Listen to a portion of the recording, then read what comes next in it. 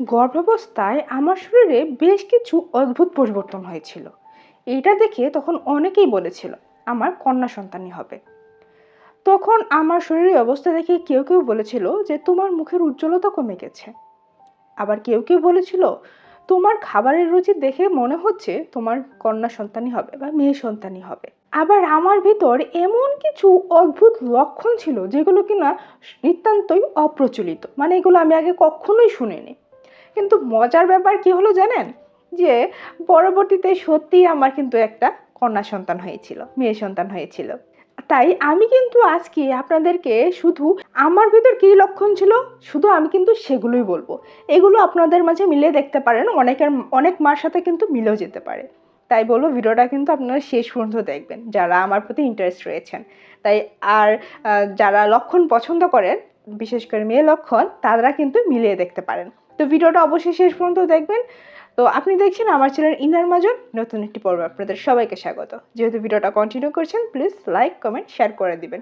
আর যারা যারা আজকের ভিডিওটা নতুন দেখছেন তাদের কাছে একটা রিকোয়েস্ট, প্লিজ সাবস্ক্রাইব করে দিবেন। সাবস্ক্রাইব করে আমাদের সাথেই থাকবেন।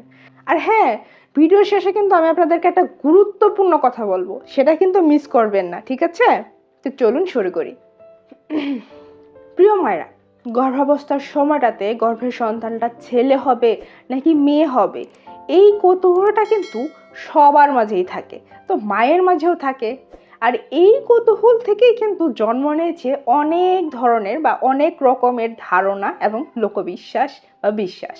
চলুন তাহলে আপনাদেরকে এখন জানাই সেই আনকমন মেয়ে বাচ্চা হওয়ার লক্ষণগুলো। প্রথমে যে লক্ষণটার কথা বলবো সেটা হচ্ছে স্বপ্নে ছোট্ট একটা মেয়েকে দেখা। এটা কিন্তু বেশ একটা অপ্রচলিত একটা বিশ্বাস বা ধারণা বলা যায়। অনেক মা আর কি যারা গর্ভাবস্থার সময়টাতে স্বপ্নে একটা ছোট্ট মেয়েকে দেখেন, বারবারই দেখেন। তো তাদের অভিজ্ঞতা তারা শেয়ার করে যে তাদের গর্ভে পরবর্তীতে তাদের মেয়ে হয়েছে, মানে তাদের গর্ভাবস্থার সময়টাতে তারা একটা ছোট্ট মেয়েকে স্বপ্ন দেখতো, পরবর্তীতে তাদের মেয়ে সন্তানই হয়। এটা কিন্তু সম্পূর্ণটাই অনেকের পার্সোনাল অভিজ্ঞতা। আর একটা লক্ষণ হচ্ছে কোনো যে সুগন্ধি বা ফুলের গন্ধ বেশি ভালো লাগা। তো গর্ভাবস্থার সময়টাতে অনেক মায়েরা রয়েছে যে স্মেল অনেক পছন্দ করে। দেখা যায় যে কোনো একটা ফুলের স্মেল তাদের খুব ভালো লাগে, সুগন্ধিটা খুব ভালো লাগে। তো গর্ভাবস্থার সময় কিন্তু আমারও এই লক্ষণটা দেখা দিয়েছিল যে আমার ফুলের প্রতি আকর্ষণটা বেশি ছিল এবং স্মেল প্রচণ্ড ভালো লাগতো, ফুলের স্মেলটা আর কি। পরে দেখা গেছে যে মানে আমার মেয়ে সন্তান হয়। তো অনেকের কিন্তু এটা ধারণা রয়েছে যে ফুলের গন্ধ যদি বেশি ভালো লাগে তাহলে নাকি গর্ভাবস্থায় মেয়ে সন্তানই থাকে। গর্ভাবস্থার সময় না আমি একটা জিনিস ফিল করতাম, আমার মিষ্টি খাবারের প্রতি আকর্ষণটা বেড়ে গিয়েছিল। দেখেন, আমি কিন্তু সচরাচর মিষ্টি খেতে এতটা পছন্দ করি না, মানে খাইও না। কিন্তু হঠাৎই গর্ভাবস্থার সময়টাতে আমি খেয়াল করলাম যে আমার মিষ্টি খাবারের প্রতি আকর্ষণটা আমার বেশি বেড়ে গেছে, আমার খেতে ইচ্ছা করে, ভালো লাগে। যেমন মিষ্টি দই, তাছাড়া মিষ্টি মিষ্টি রসগোল্লা, তারপরে মালাই, এগুলো খেতে, এছাড়া আইসক্রিম বা যে কোনো ধরনের যে মিষ্টি জাতীয় ফলগুলো রয়েছে এগুলো খেতে আমার খুব ভালো লাগে। তো অনেকে কিন্তু বলে যে গর্ভাবস্থার সময়টাতে যদি মিষ্টি জাতীয় খাবার বেশি খেতে ইচ্ছা করে তাহলে নাকি কন্যা সন্তান হয়। পরবর্তীতে কিন্তু তাই হয়েছে। এছাড়া গর্ভাবস্থার সময় আমার ভিতরে আরেকটা পরিবর্তন হয়েছিল, সেটা হচ্ছে মুখে হালকা কালচে ভাব এসে গিয়েছিল। ব্রণ খুব একটা উঠে নাই, কিন্তু কালচে ভাব এসে গিয়েছিল। অনেকে বলে এটা কিন্তু বেশ একটা প্রচলিত ধারণা, গর্ভাবস্থার সময়টাতে মুখে যদি ব্রণ হয়, কালচে দাগ হয়, তাহলে নাকি গর্ভাবস্থায় মেয়ে সন্তান হয়। যদিও এটা বেশ প্রচলিত এবং পুরনো একটা ধারণা, কিন্তু ডাক্তার বা গবেষকদের মতে তারা কিন্তু বলে এটা কিন্তু হরমোনের পরিবর্তনের কারণে হয়।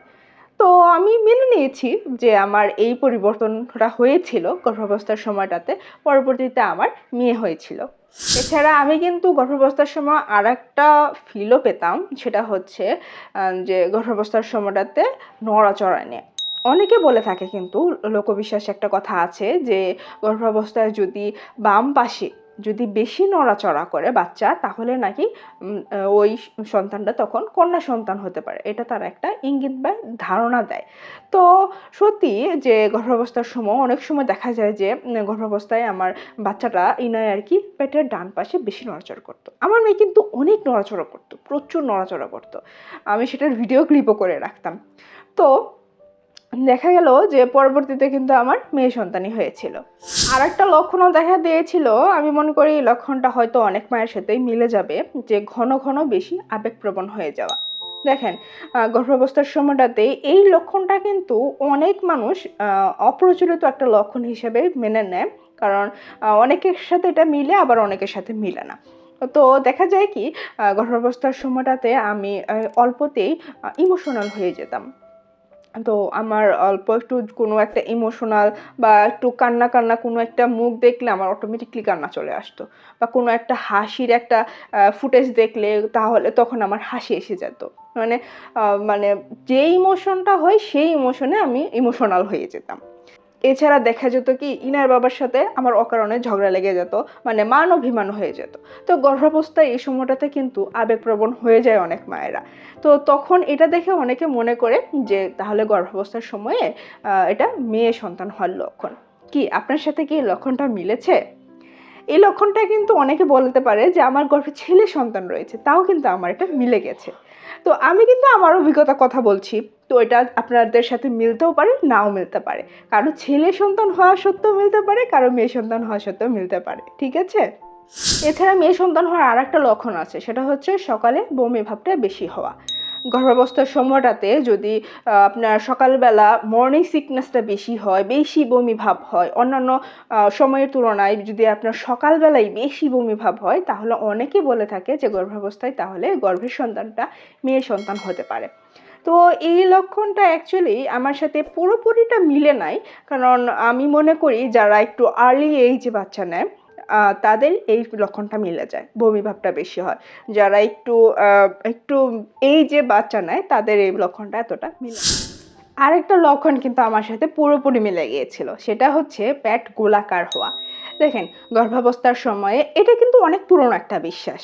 গর্ভাবস্থার সময়টাতে অনেকেই বলে থাকে যদি গর্ভের যে পেটটা রয়েছে সেই পেটটা যদি বড় হয়ে সামনের দিকে গোলাকার হয়ে যায় তাহলে নাকি গর্ভে তখন মেয়ে সন্তান থাকতে পারে। আবার যদি লম্বাটে হয়ে ঝুলে যায় তখন কিন্তু আবার ছেলে সন্তান হতে পারে। তো যেহেতু গোলাকার ছিল আমার পেটটা, সেহেতু কিন্তু আমি একটা ধারণা করেছিলাম, এই ধারণাটা শুনেছিলাম। তো পরবর্তীতে কিন্তু দেখা গিয়েছে যে আমার কন্যা সন্তানই হয়েছে। তো আপনাদের এখন একটা গুরুত্বপূর্ণ কথা বলি। দেখেন প্রিয় মায়েরা, এই যে গর্ভাবস্থার সময় যে লক্ষণগুলো মায়েদের হয়, এই লক্ষণগুলো কিন্তু অভিজ্ঞতার আলোকেই কিন্তু মায়েরা বলে থাকে, বা অনেকে প্রচলিত যে ধারণাগুলো সেগুলি শেয়ার করে। তো এগুলো কিন্তু সবার সাথে যে মিলবে এমনটা নয়, কারোর সাথে মিলেও যেতে পারে একদম হুবহু, আবার কারোর সাথে একটা দুটা মিলতে পারে, আবার কারোর সাথে কোনোটাই নাও মিলতে পারে। তো এগুলো কিন্তু আপনারা সিরিয়াস ধরতে যাবেন না যে এটা আপনাদের একদম 100% সত্য। যদি মিলে যায় আর কি 100% সত্য হিসেবে ধরে নেবেন না, কারণ বৈজ্ঞানিকভাবে কিন্তু এইসব যে লক্ষণগুলো রয়েছে এগুলোকে কিন্তু তারা সত্য হিসেবে মেনে নেয়নি, কারণ তারা একমাত্র বিশ্বাস করে আল্ট্রাসাউন্ডের মাধ্যমেই শিশুর লিঙ্গটা জানা যায়, বোঝা যায়। তো আর গর্ভাবস্থার লিঙ্গটা কিন্তু গর্ভাবস্থার শুরুতেই কিন্তু নির্ধারণ হয়ে যায়, তাই না? আপনারা জানেন তো যে শুরুতেই লিঙ্গটা নির্ধারণ হয়ে যায়। তাই এই যে আমরা আপনাদের সাথে যে লক্ষণগুলো শেয়ার করি এগুলো কিন্তু অভিজ্ঞতার আলোকে বলা। তো আশা করি আজকের এই অপ্রচলিত লক্ষণগুলো, স্পেশালি আমার ভিতরে যে লক্ষণগুলো ছিল সেই লক্ষণগুলো জেনে আপনাদের খুব ভালো লেগেছে। যদি ভালো লেগে থাকে তাহলে প্লিজ একটা লাইক দিয়ে দিবেন। আর যদি কোনো প্রশ্ন থাকে সেটা কমেন্টে জানাতে পারেন, উত্তর দেওয়ার চেষ্টা করবো ইনশাল্লাহ। আর যারা যারা আজকের ভিডিওটা নতুন দেখলেন তাদের কাছে একটা রিকোয়েস্ট, প্লিজ সাবস্ক্রাইব করে আমার চ্যানেলের সাথেই থাকবেন। আর কথা না বাড়াই, আপনার এবং আপনার অনাগত সন্তানের জন্য শুভকামনা রইল। তো আজ এই পর্যন্তই। আল্লাহ হাফেজ। আসসালামু আলাইকুম।